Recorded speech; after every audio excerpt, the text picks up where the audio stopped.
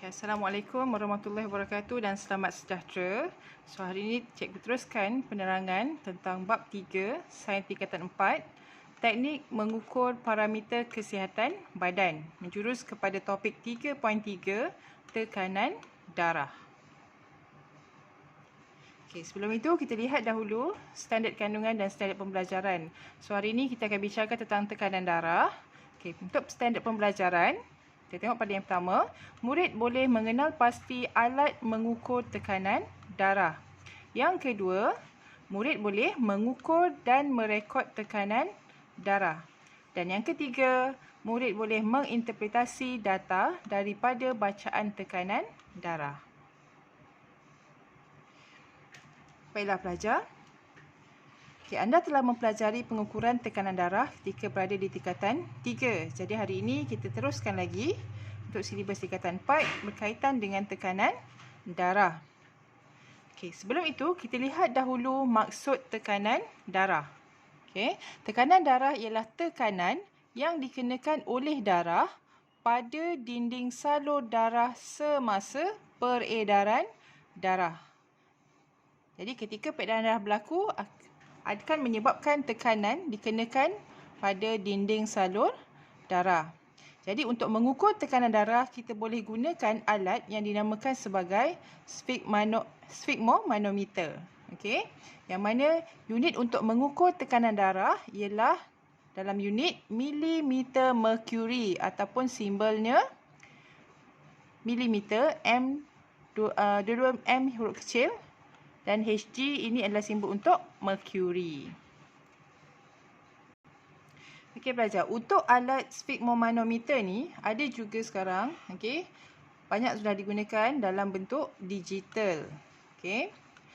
Walau bagaimanapun, okey, alat yang terbaik yang boleh digunakan berdasarkan piawaian yang tepat, okey, yang biasanya doktor ataupun klinik ataupun staf di hospital dan klinik gunakan. Itu adalah yang paling tepat dan terbaik lah, iaitu yang digunakan bersama dengan stetoskop. Okey, digunakan sfigmomanometer ni dengan stetoskop.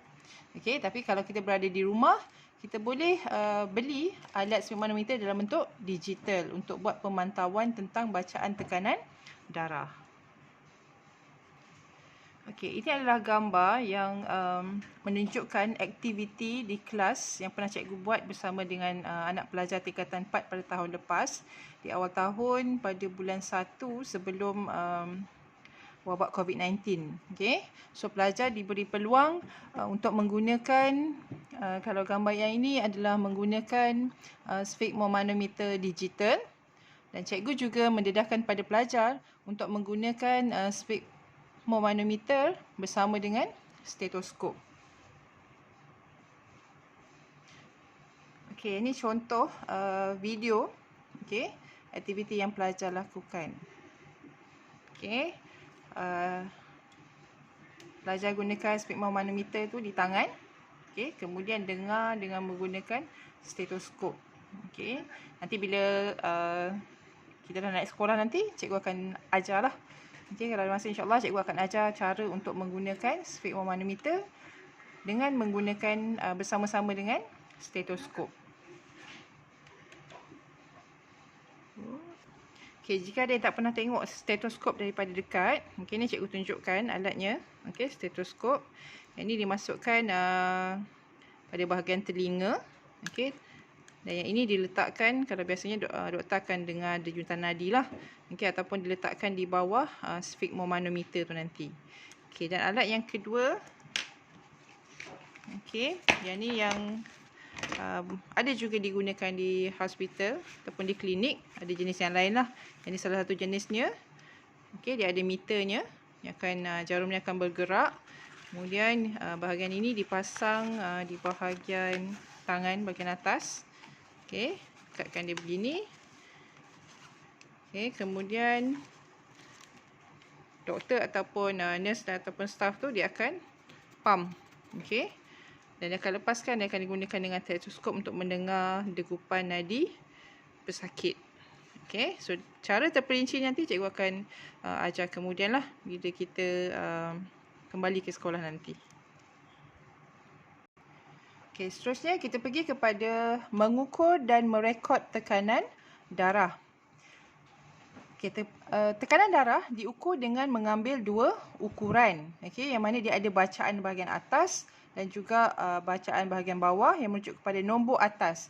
Okay, nombor atas menunjukkan tekanan yang dikenakan pada dinding salur darah semasa otot jantung mengecut.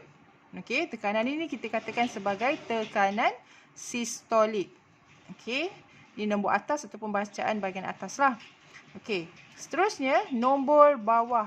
Okey, nombor bawah dia menunjukkan tekanan yang dikenakan pada dinding salur darah apabila otot jantung berehat. Okey, yang ni keadaan antara denyutan jantung. Okey, nombor bawah ni merujuk kepada tekanan diastolik. Okey, jadi kedua-dua tekanan yang melibatkan nombor atas dan nombor bawah dinyatakan dalam unit milimeter merkuri. Dua-dua M ni huruf kecil, H huruf besar, G huruf kecil. MM untuk milimeter, HG ni untuk merkuri. Kenapa digunakan unit ini? Kerana merkuri digunakan dalam tolok tekanan pertama yang mengukur dengan tepat dan masih digunakan sebagai unit piawai pengukuran tekanan dalam perubatan. So, dia bacaan daripada meter ni lah. Yang ni yang cikgu kata tadi. Yang ni yang biasa ada dalam ataupun kita boleh nampak di hospital ataupun di klinik. Yang cikgu tunjukkan tadi tu pun salah satu lah. Yang sama juga fungsinya. Kemudian pengukuran tekanan darah direkodkan sebagai sistolik diastolik.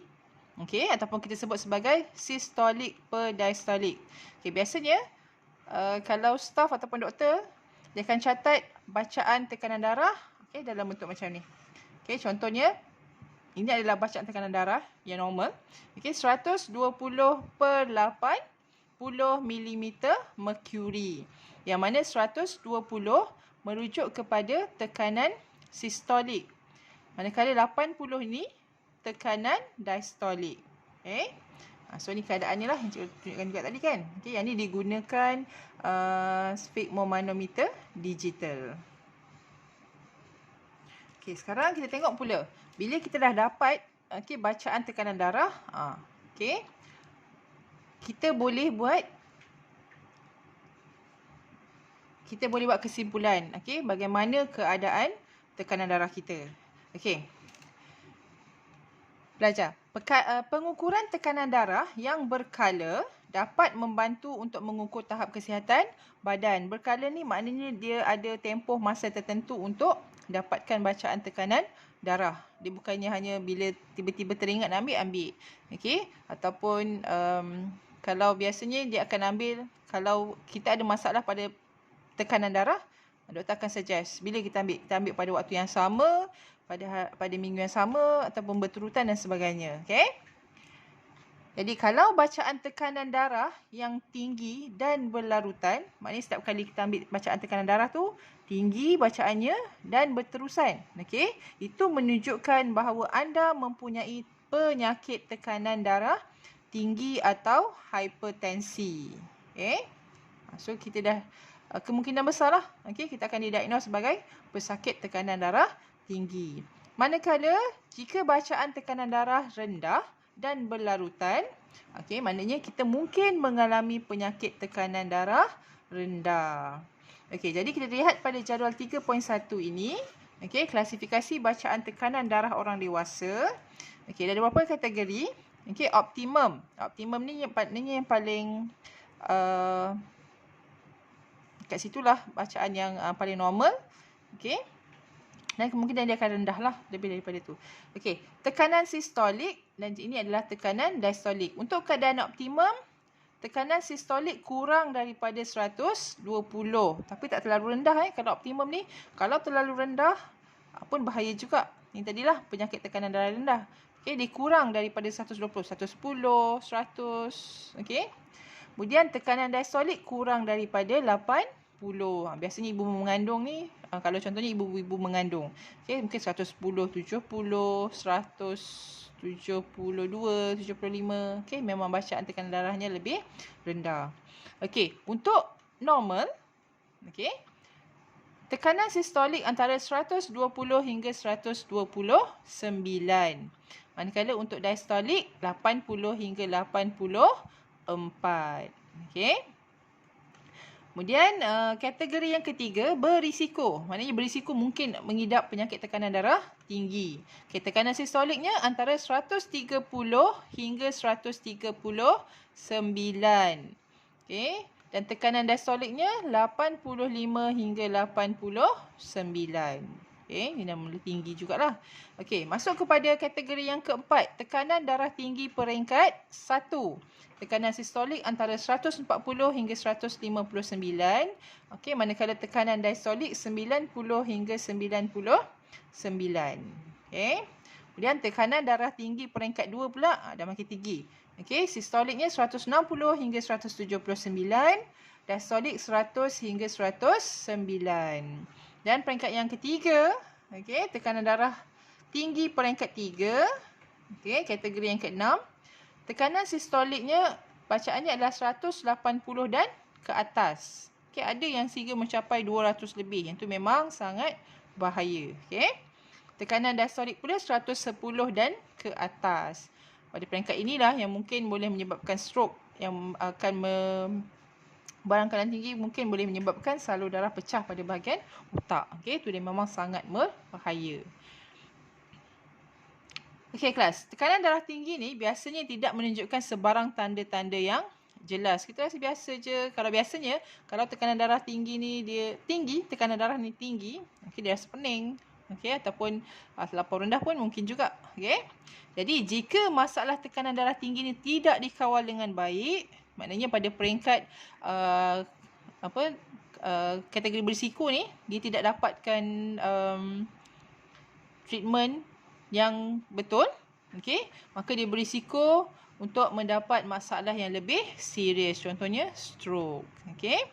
Jadi, cara terbaik untuk kita kesan masalah ni adalah dengan menjalani pemeriksaan perubatan berkala. Pergi cek, pergi jumpa doktor, doktor akan dapatkan bacaan tekanan darah, okey, dia akan pantau, barulah dia akan diagnose sama ada anda ini adalah pesakit tekanan darah tinggi ataupun tidak. Okey, dan dia akan bagi ubatlah untuk mengawal bacaan tekanan darah supaya kesannya tidaklah lebih memudaratkan. Okey, jadi itu tadi penerangan daripada cikgu. Kita lihat bahagian rumusan.